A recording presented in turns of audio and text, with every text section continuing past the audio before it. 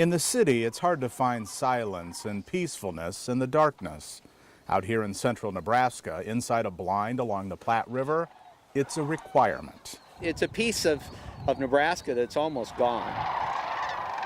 As dawn breaks on a chilly and windy Monday in March, these 20 or so tourists meet 35,000 new friends with an annual routine. When you witness it, it's quite profound. At this moment, nowhere in the world are there more sandhill cranes than right here, roosting in the river near Grand Island. In a span of a month and a half, more than 500,000 sandhill cranes will stop at nature's rest area. The sheer volume of the birds, the noise, the sound, I mean, it's one of the most beautiful things I've ever seen. For something many Nebraskans never witnessed firsthand. First time.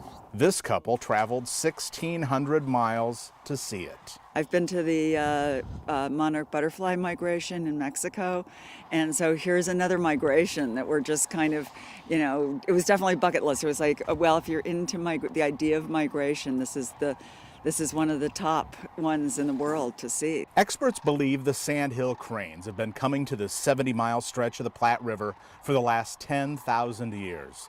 They spend the winter in the southern U.S. and Mexico, come to Nebraska around March to fatten up on the leftover corn in the fields for 3 to 4 weeks, before heading to their breeding grounds north in Alaska and Canada. The Platte River offers protection from predators. I want them to see the cranes because it's a phenomenon unlike anything else. Crane Trust in Wood River, Nebraska, offers a front row seat of the spectacle.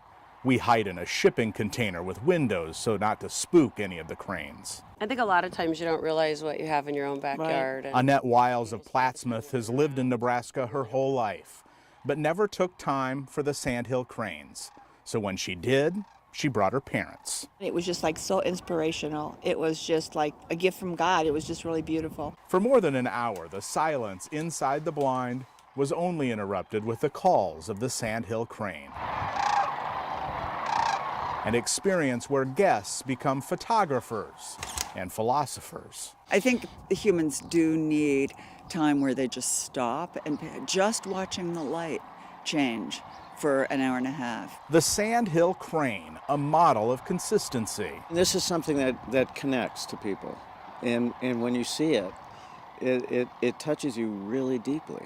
A Nebraska feeling they'll take back to Massachusetts. In Wood River with photographer Jim Hinchik, I'm Brian Mastery reporting WWT6 News.